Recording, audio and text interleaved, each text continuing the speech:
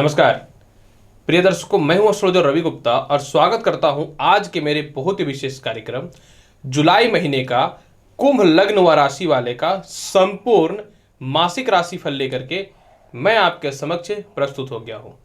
प्रिय दर्शकों, आज मैं आपको बताऊंगा कि कुंभ लग्न व राशि वाले कैसा रहेगा आपका जुलाई का महीना।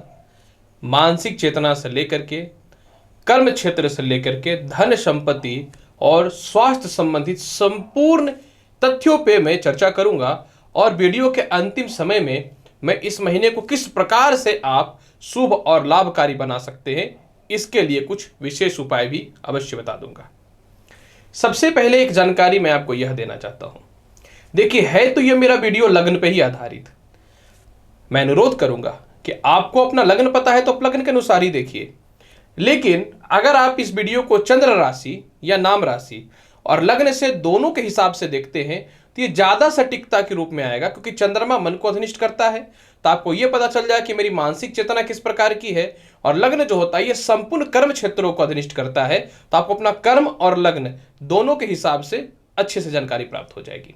अब यहां पे सबसे पहले मैं आपको यह बताना चाहता हूं कि जुलाई के महीने में जो जो ग्रह गोचर करेगा उसका मैंने एक अच्छे से चार्ट बना करके यहाँ पे डाल दिया, ताकि इससे मेरे समय की भी बचत हो जाए वीडियो में, और आपको भी बार बार ये सुनना और समझना ना पड़े कि कौन ग्रह चेंज हो रहा है नहीं हो रहा है। तो आप इसको चाहेंगे तो नोट डाउन करके या फिर स्क्रीनशॉट करके भी रख सकते हैं। ये आपके लिए मैंने एक बहुत अच्छा सुविधा दे दिया है। तो चलिए, सबसे पहले कुंभ लग्न व राशि वाले आपकी मानसिक चेतना की स्थिति की चर्चा कर लेते हैं। आपके जीवन में जुलाई महीने का निर्णय का चर्चा कर लेते हैं। देखिए, सबसे पहले क्या है कि आपके लग्ने से स्वामी है शनि, ठीक है, और राशि कुंभ है। तो देखिए होता क्या है, कुंभ राशि के ऊपर तो ऐसे भी जो है शनि की 7.5 चल रही है, तो निश्चित तौर पे संघर्ष का दौर तो चल ही रहा है। इन दिनों क्या हो रहा है कि आपके लग्न के मालिक शनि भी जो है गोचर में अभी वक्र अवस्था में चल रहे हैं, और लग्न में बृहस्पति भी बैठा हुआ वक्र अवस्था में। अब यहां पे कुछ महत्वपूर्ण तथ्यों को समझना है। निश्चित तौर पे लग्नेश जो है आपके वक्री अवस्था में है, लेकिन आपको यहां पे एक चीज समझना पड़ेगा कि लग्नेश द्वादश में होकर के वक्री हैं। और जुलाई के महीने की बात अगर मैं करना चाहूं तो जुलाई महीने में जो है आपके लग्न पे जो है 17 जुलाई से और 20 जुलाई से, जैसे 17 जुलाई से शुक्र जब आ जाएंगे सप्तम हाउस में, तो 7वीं दृष्टि से सीधे लग्न को देखना चालू कर देंगे।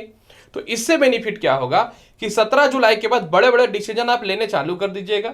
17 जुलाई के बाद, क्योंकि शुक्र के परम मित्र होते हैं कुंभ राशि, और शुक्र जो होते हैं आपकी कुंडली में भाग्येश भी होते हैं, तो मित्रवध संबंध के अनुसार अगर लग्न को देखेगा शुक्र, तो निश्चित तौर पे आप 17 जुलाई के बाद बड़े बड़े निर्णय लेंगे, बड़े बड़े डिसीजन को लेंगे। आपकी ख्याति और आपकी प्रभुता लोगों के समक्ष बढ़ने लगेगी, और जुलाई महीने के बाद जीवन के अच्छे अच्छे निर्णय और लाभकारी निर्णय आपके लिए साबित होने चालू हो जाएंगे। इसके बाद अगर हम लोग बात करना चाहें कर्म क्षेत्र की क्या स्थिति है, तो देखिए कर्म क्षेत्र का स्थान पे तो केतु ऑलरेडी विराजमान है, लेकिन अधिपति कर्म क्षेत्र के स्वामी जो है वो मंगल, वो नीचस्थ छठे घर में अपने सबसे बड़े शत्रु शुक्र के साथ बैठे हुए हैं। यही कारण है। और मंगल कब तक आएंगे सिंह राशि में, तो ये कब आएंगे, ये 20 जुलाई को आएंगे।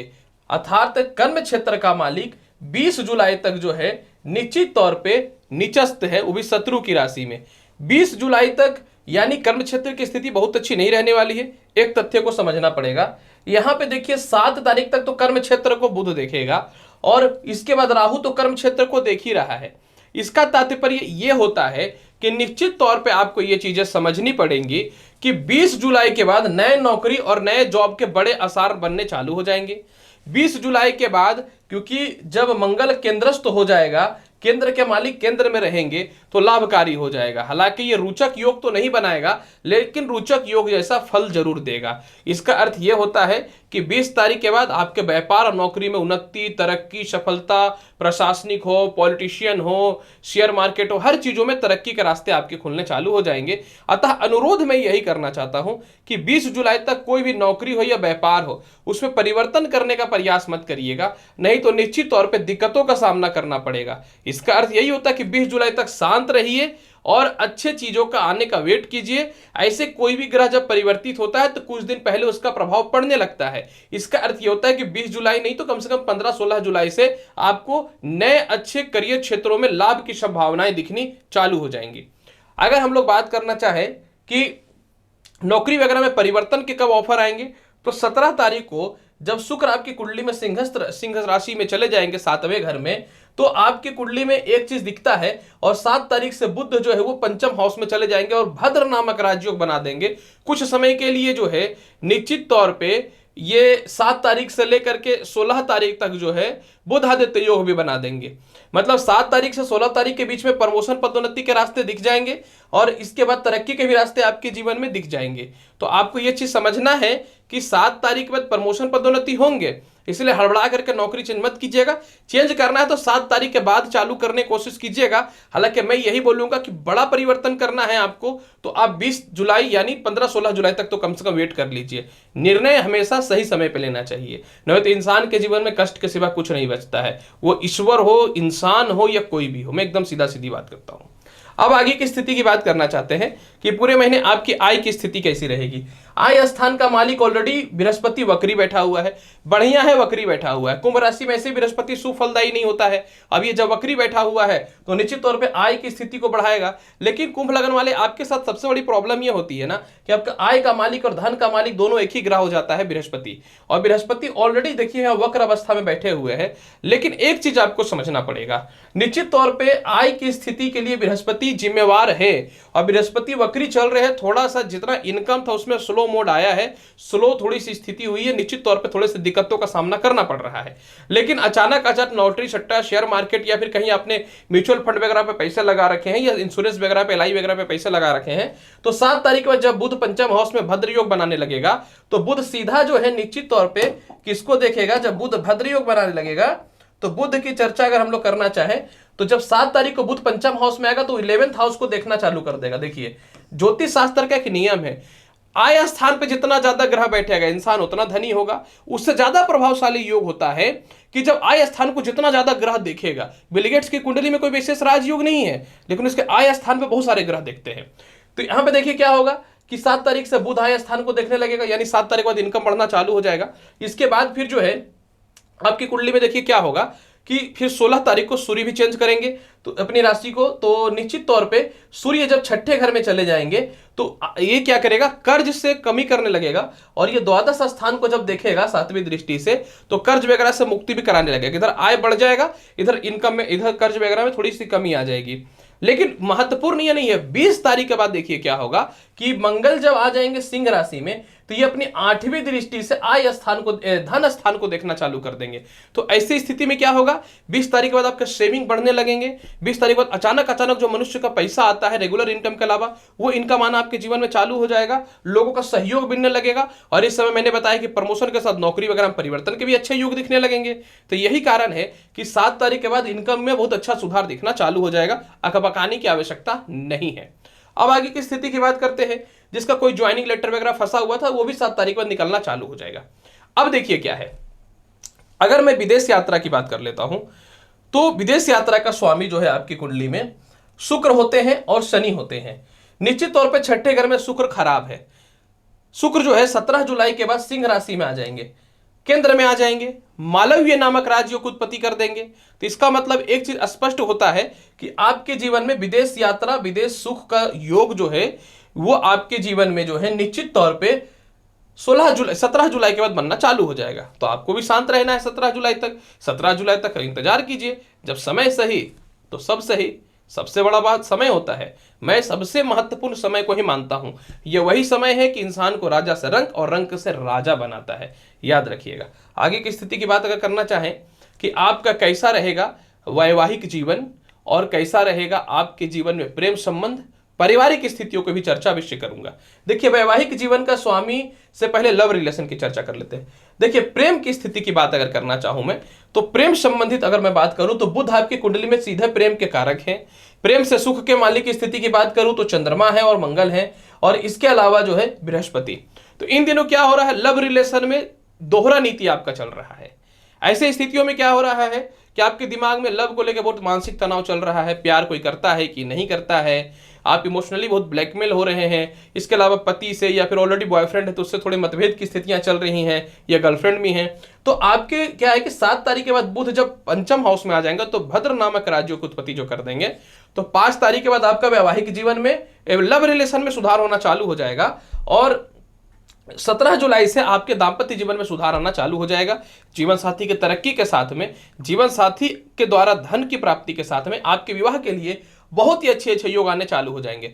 मतलब आपके कुंडली में जिनको भी शादी नहीं हो रहा है, 20 जुलाई को तो ऐसा मंगल परिवर्तित करेगा, लेकिन 16-17 जुलाई के बाद से ही विवाह के अच्छे अच्छे रिश्ते चालू हो जाएंगे आना, और शादी होने के 100% गारंटी भी बन जाएंगे, ये भी दिखता है। और प्रेम संबंध 7 तारीख से आपका बहुत ही बढ़िया हो जाएगा, इसमें कोई शक नहीं है।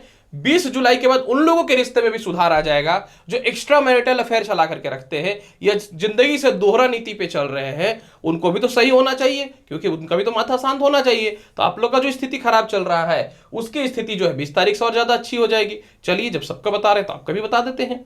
इसके अलावा अगर हम बात करें पारिवारिक दृष्टि से क्या रहेगा, 20 तारीख तक पारिवारिक मतभेद और अस्थिरता रहेंगी। 20 तारीख के बाद पारिवारिक सपोर्ट आपको मिलने चालू हो जाएंगे, रिश्तेदारों का सपोर्ट भी मिलना चालू हो जाएगा। छोटे भाई बहनों की बात करूं तो उनसे रिश्ते आपके निश्चित तौर पे 20 तारीख तक खराब रहेंगे। 20 तारीख के बाद रिश्तेदारों से, छोटे भाई बहनों से रिश्ते बहुत ही अच्छे हो जाएंगे। बड़े भाई बहनों से रिश्तों की अगर मैं बात करना चाहूं तो निश्चित तौर पे 7 तारीख के बाद जब बुध देखना चालू कर देगा तो स्थितियों में सुधार आने चालू हो जाएंगे, बड़े भाई बहनों से, चाचाओं से।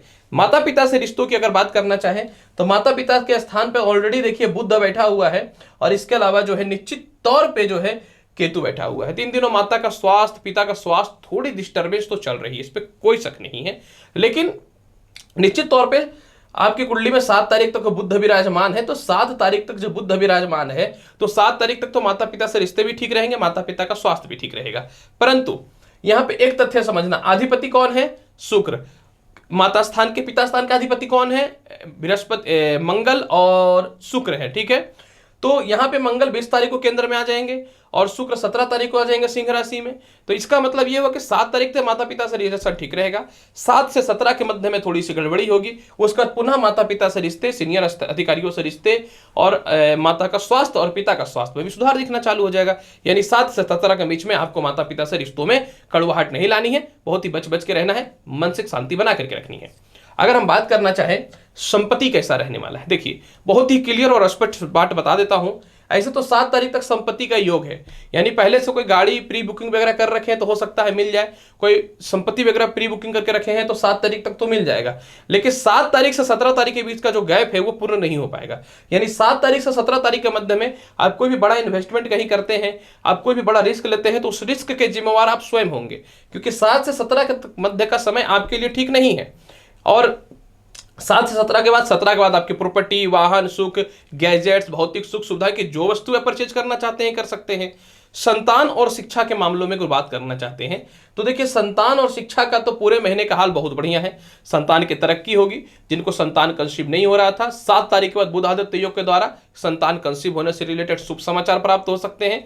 आपके द्वितीय संतान की बात करें, द्वितीय संतान का करियर और हेल्थ इशू जो भी चल रहा है वो निश्चित तौर पे आपका 16 जुलाई के बाद ठीक होने चालू हो जाएंगे, और 17 जुलाई के बाद ठीक होने चालू हो जाएंगे। और इसके अलावा जो है तृतीय संतान की हाल की बात करें तो तृतीय संतान से थोड़े परेशान रहिएगा 20 तारीख तक। 20 तारीख को तृतीय संतान से स्थितियां ठीक हो जाएंगी जब मंगल आपकी कुंडली में 7वें घर में मित्रगत राशि सिंह में प्रवेश कर जाएंगे। शिक्षा की बात करना चाहे तो शिक्षा की बात करूं तो पूरे महीने शिक्षा काल बहुत बढ़िया रहेगा। लेकिन बढ़िया कॉलेज में एडमिशन कराना चाहते हैं, उच्च शिक्षा प्राप्त करना चाहते हैं, क्या पढ़ाई करें नहीं करें, मन में जो नेगेटिव थिंकिंग आ गई है, कैलकुलेशन नहीं चल पा रहा है, उन सभी चीजों की स्थितियों में सुधार आपके 7 तारीख से आने चालू हो जाएंगे और 16 तारीख के बाद तो विशेष परिवर्तन इसमें दिखना चालू हो जाएगा। इसके बाद और आगे की स्थिति की बात हम लोग करना चाहेंगे, हेल्थ की कैसी हाल रहेगी। तो हेल्थ की बात अगर करना चाहेंगे कुंभ लग्न हुआ राशि वाले, देखिए हेल्थ स्थान में मंगल और शुक्र बैठा हुआ है। निश्चित तौर पे एक चीज स्पष्ट आपको मानना पड़ेगा 16 तारीख तक, क्योंकि 16 तारीख को जब 6ठे घर में सूर्य आ जाएगा तो 6ठे भाव में सूर्य शुभकारी होते हैं। लेकिन 16 तारीख तक आपको स्पष्ट तौर पे पेट की थोड़ी सी समस्या है, 16 तारीख तक चेस्ट पे थोड़ा सा पेन, गले में टॉन्सिल की थोड़ी सी समस्याएं और इसके अलावा तो है हल्का फुल्का जो है कफ से रिलेटेड, कोल्ड से रिलेटेड परेशानियां हो सकती हैं। मंगल और शुक्र सेक्सुअल डिजिट को भी पैदा करता है, तो निश्चित तौर पे आपको सेक्सुअल डिजिट भी हो सकता है, तो इस मामले में भी सावधान रहिएगा। मंगल और शुक्र मनुष्य के जीवन में जो है अनावश्यक जो है मन में विकृति उत्पन्न करता है, ये भी एक तरह का रोग ही है, तो इसको भी शांत करके निश्चित तौर पर रखिएगा। कर्ज निश्चित तौर पर चुक जाएगा।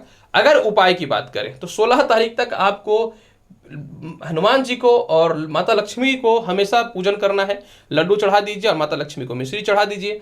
और इसके अलावा जो है बृहस्पति क्योंकि लग्न में वक्री हो गया है, तो कुछ बड़े डिसीजन और निर्णय नहीं दे रहा है, पैसे में कमी कर रहा है, तनाव उत्पन्न कर रहा है। इसके लिए आपको क्या करना चाहिए, बहुत ही स्पष्ट और क्लियर मैं आपको बता देता हूं कि आपको पूरे महीने ओम नमो भगवते वासुदेव मंत्र का जाप करिए। गुरुवार के दिन विष्णु जी को या तो केला या लड्डू अर्पित कर दीजिए भोग के स्वरूप में। और शनि की स्थिति को सुधारने के लिए पर्सनली एडवाइज है कि हर शनिवार के दिन पीपल पेड़ में सरसों का तिल का दीप अवश्य जलाइए, क्योंकि शनि की परिस्थिति को ठीक करना बहुत जरूरी है। और सबसे महत्वपूर्ण बात, 7 से 17 तारीख तक बड़ा निर्णय, बड़ा डिसीजन लेने से बचिए।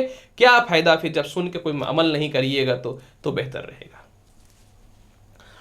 प्रिय दर्शकों, कुंभ लग्न व राशि वाले, कैसा रहेगा आपका जुलाई का महीना, बहुत ही वृहत रूप से मैंने आपको बताया है। उम्मीद करता हूं बताई गई जानकारी से पूर्ण रूपेण संतुष्ट होंगे। अनुरोध करते हैं कि चैनल पर नए हैं तो चैनल को लाइक करिए, शेयर करिए, सब्सक्राइब करिए।